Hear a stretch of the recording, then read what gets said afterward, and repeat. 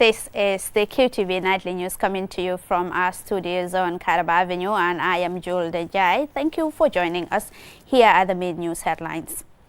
The National Human Rights Commission organized a one-day forum on the preparation and submission of the Gambia's Universal Periodic Review Complementary Report. And Her Excellency Dr. Fatou Bensouda, the Gambia's High Commissioner to the UK, and the Deputy Head of Mission in London, Mr. Suntu Toure, were present at the Mansion House dinner hosted by the Lord Mayor of the City of London. African World Heritage Day was commemorated on Tuesday by the National Center for Arts and Culture with support from the Banjul City Council. And on Tuesday, stakeholders in the tourism sector and agencies gathered to review achievements registered and challenges faced in dealing with child sex tourism in the Gambia. In sports news, the Gambia Karate Federation held an open championship for various age categories on Saturday. Those were the headlines, and now the news in detail.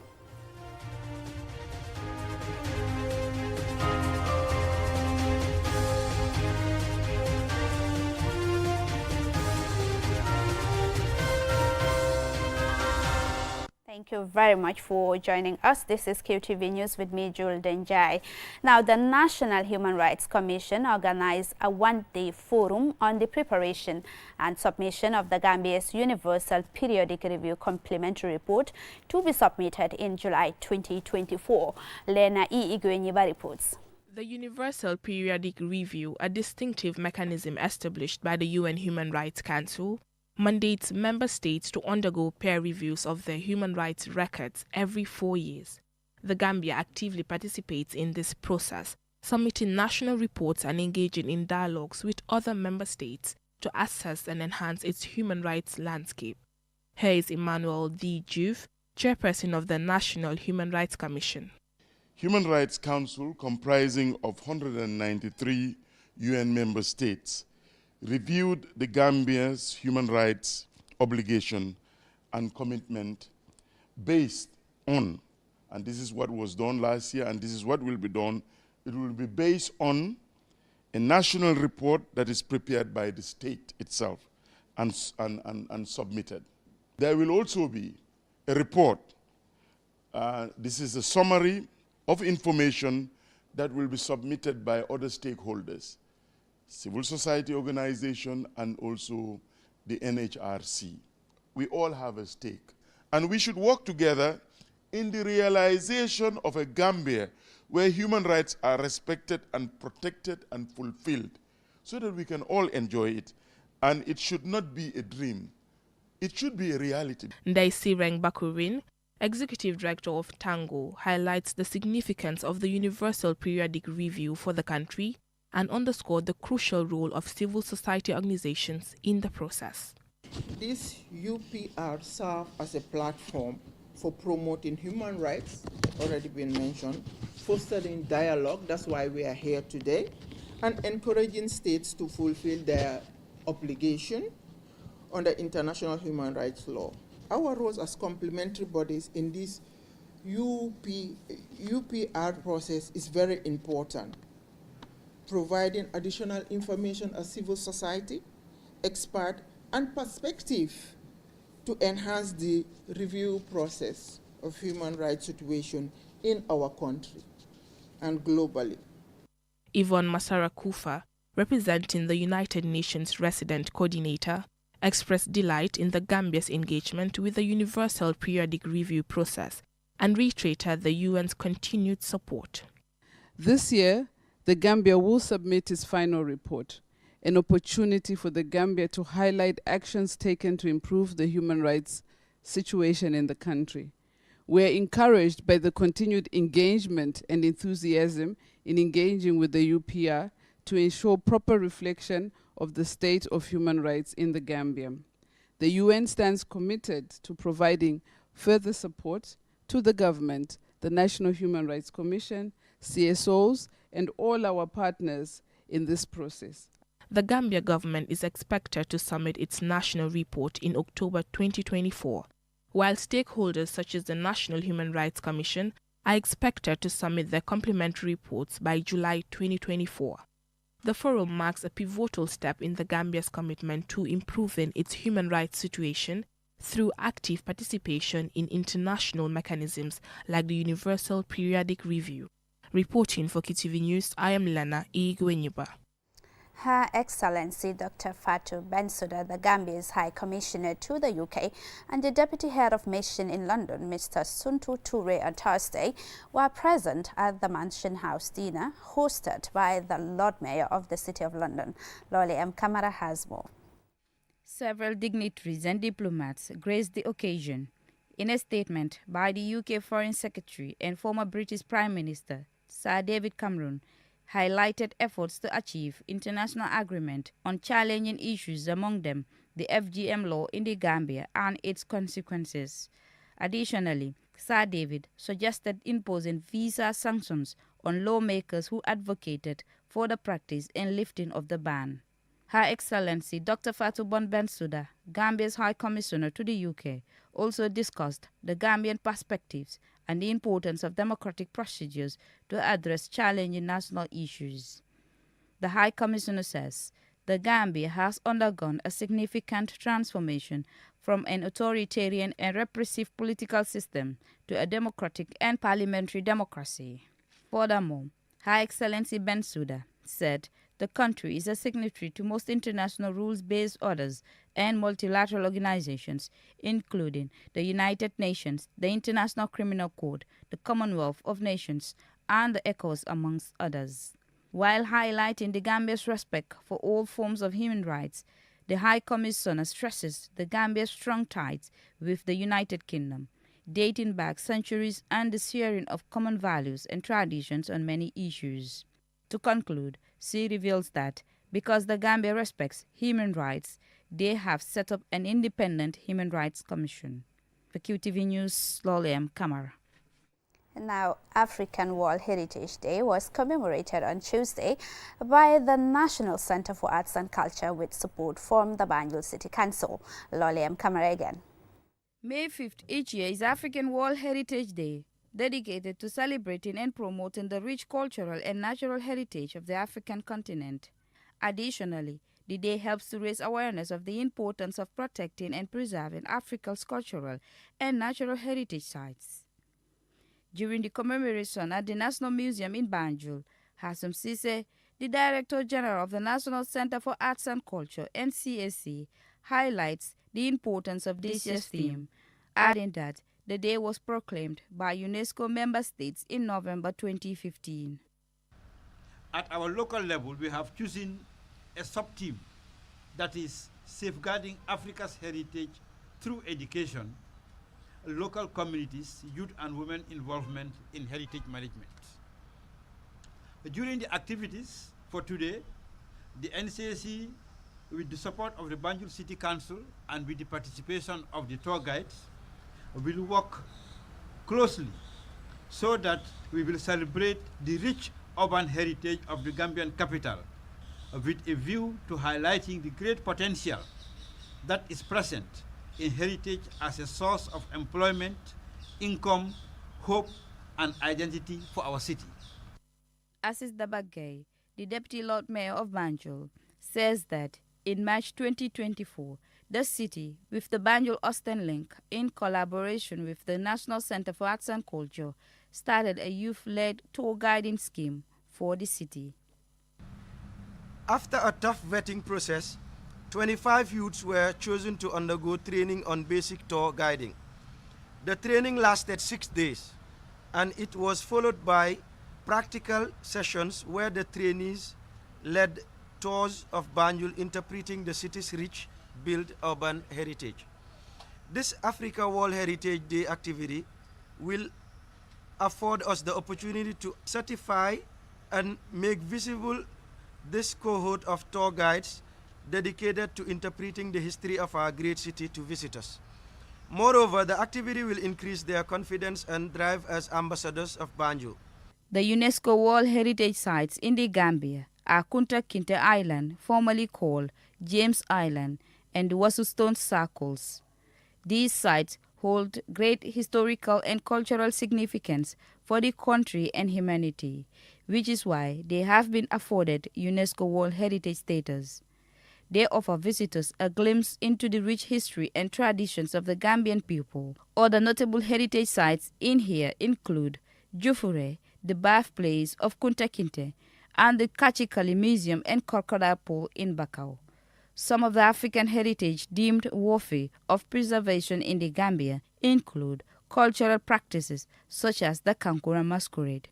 Participants at this event were reminded of the importance and preservation of these historic sites and traditions and using them to promote sustainable tourism.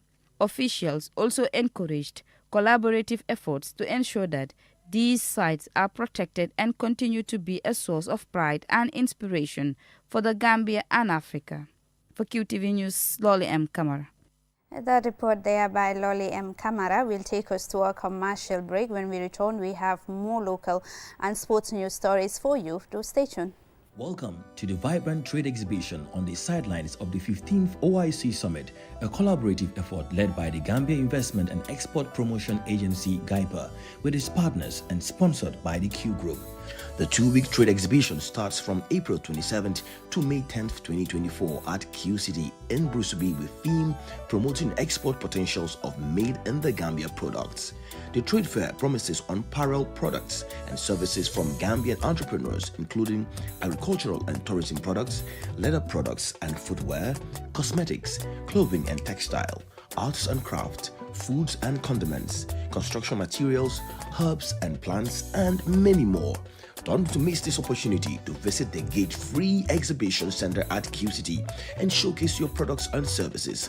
Connect with key private and public sector players and enhance linkage and partnership for improved market access. Come one, come all.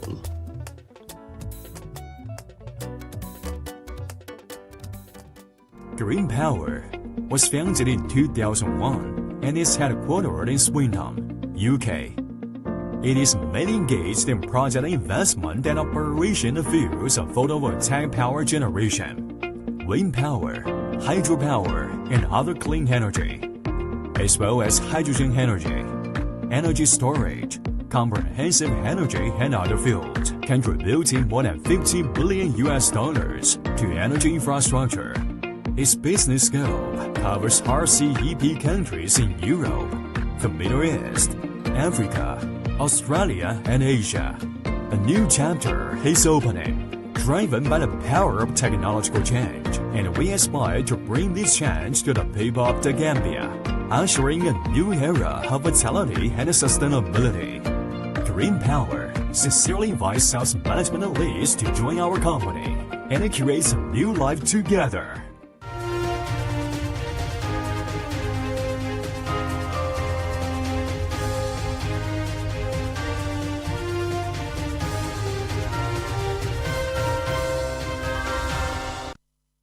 Welcome back. If you're just tuning in, this is QTV News. Now on Tuesday, stakeholders in the tourism sector and agencies tasked with child protection gathered to review achievements registered and challenges faced in dealing with child sex tourism in the Gambia, a country identified as one of Africa's top destinations for tourism, which counts for over 20% of the country's GDP. Ali Usise tells us more. This forum is convened by the Directorate of Children's Affairs under the Ministry of Gender, Children and Social Welfare in partnership with UNICEF. This stakeholders consultation forum on sexual exploitation of children in the context of tourism seek to build stakeholders' knowledge, commitment and capacities to work together to holistically prevent and respond to child sex tourism. Marcos Angula, the Child Protection Officer with UNICEF, says child sex tourism remains a concern that requires a collective effort to address. He emphasized the need to provide support to victims and implored all to protect the rights and dignity of all children. We gather with a shared purpose to confront and address the scourge of child sexual abuse and exploitation in tourism.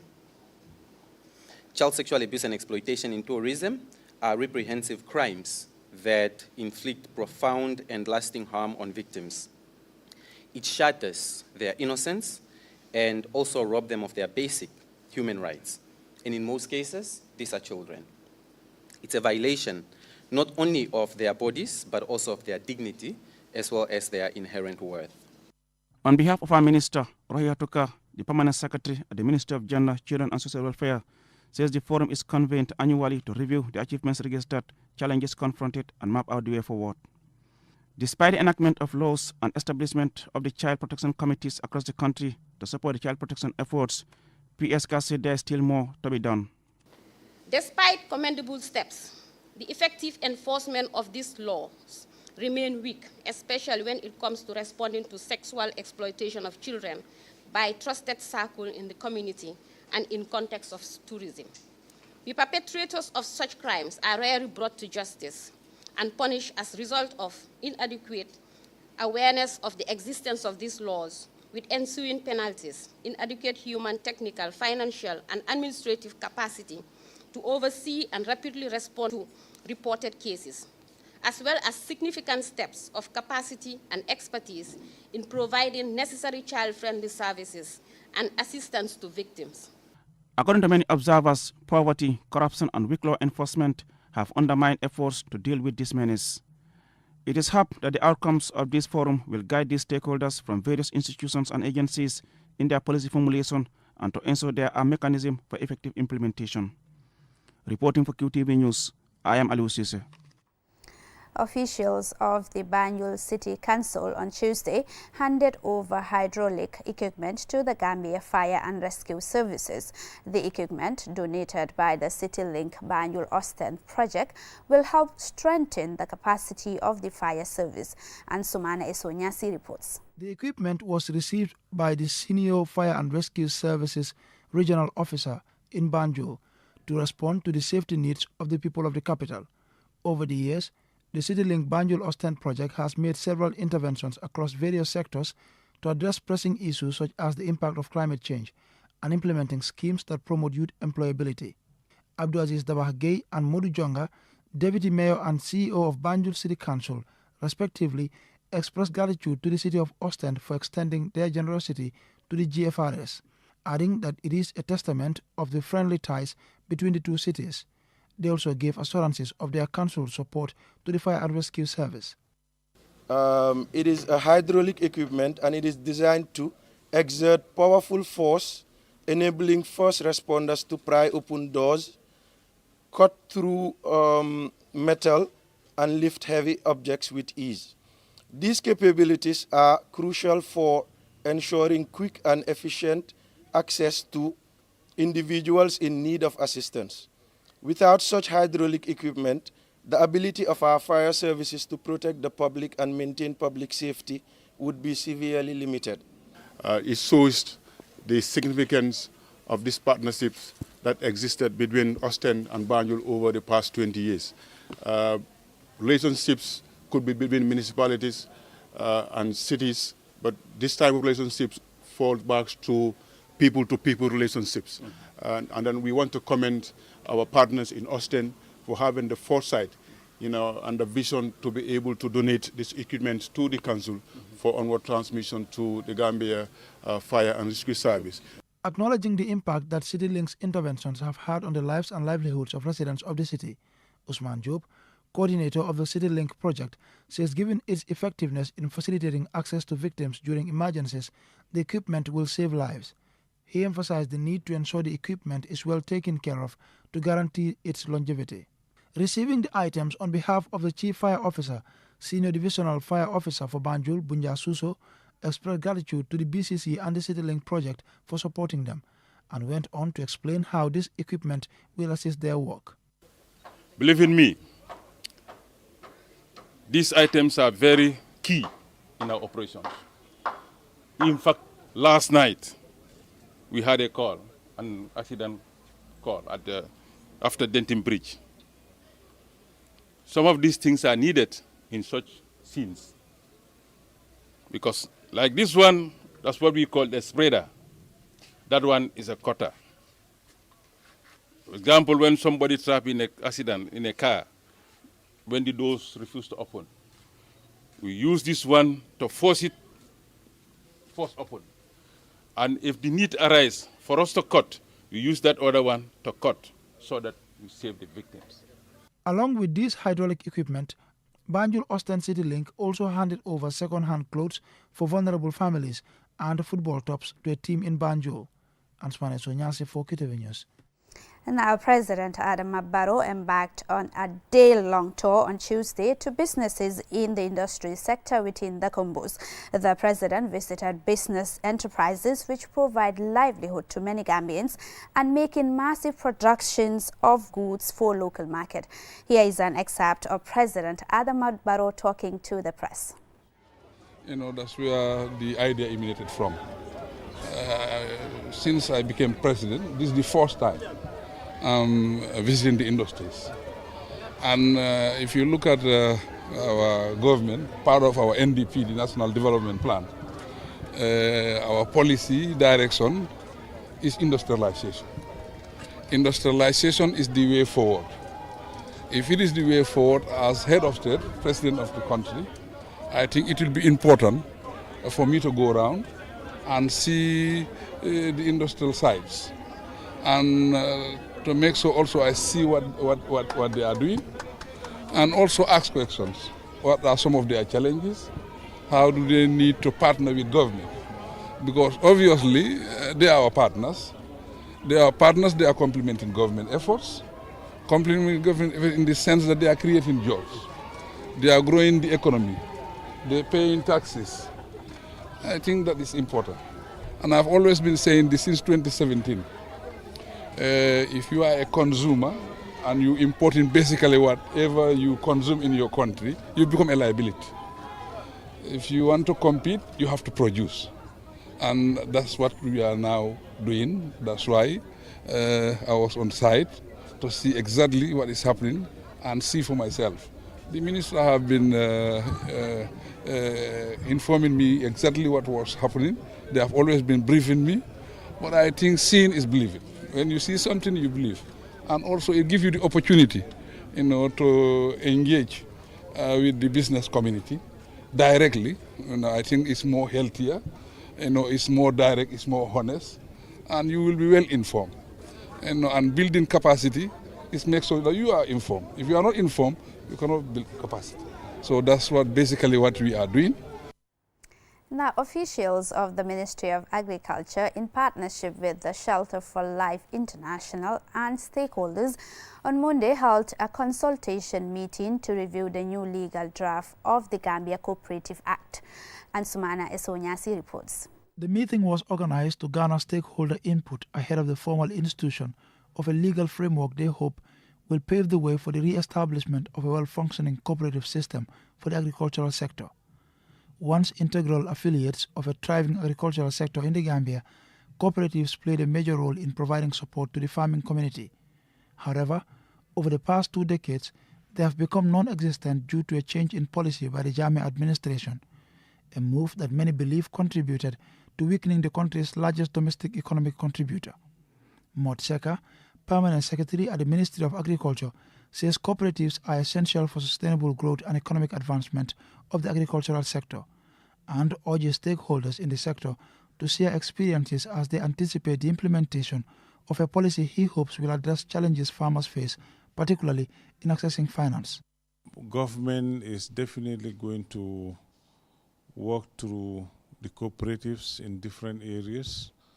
An example, a case in point would be input, for instance. Anytime we want to distribute fertilizer, seeds or so, if you have a very good and efficient cooperative system, that is the basis. You can use them as a base to do these distributions efficiently. You can give it to them as credit, they sell, maybe make a little bit of margin and bring back the seed money. Fakhreddin Kozabov, Chief of Party USDA Lift Cashew Project, spoke highly of the USDA's desire to partner with the Gambia government to provide schemes such as cooperatives to facilitate access to finance and markets for farmers. However, he reckons that there is a growing need to enhance policy, hence the importance of this consultative meeting, and went on to share some of their interventions in the country. The project has been contributing in the cashew sector by also expanding the storage spaces by constructing new ones, and also to rehabilitating some of the existing ones also. And also through the agriculture department, that is one of the components of the project. Over 4,000 farmers have been trained and on the good agriculture practices, and these components are being still continued through 2025. As they deliberate on the new Cooperative Act with a view to making amendments for the revitalization of a well-organized cooperative system, stakeholders will be hoping to bring about the much-needed change in the sector through an enhanced policy. Ansumana Isonyasi for KTV News. That report by Ansumana Isonyasi takes us to sports news.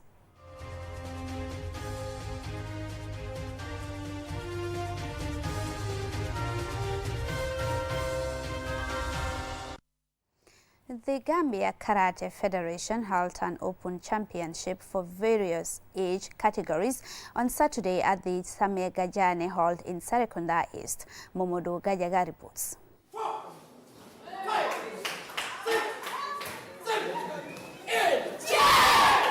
The open karate competition was a show of karate skills, agility in movement, and muscle strength by karate clubs from various areas of the Greater Banjul area and West Coast region. Competitors' age categories range from 14 to 18 years, plus an open category. Mohamed Jagana, treasurer of the Gambia National Olympic Committee, GNOC, says karate is a good sport and elaborated on what more could be done for the sport. Why feñu? Why Karate Federation bi legi luñ bëgga moy nit ñu gën ko gis gën ko feñal. What the Karate Federation wants is for the sports to be popular through greater visibility. It is a good sport, especially for the young, as it will make them healthy and instill discipline in them. These sorts of competitions are good to scout talent.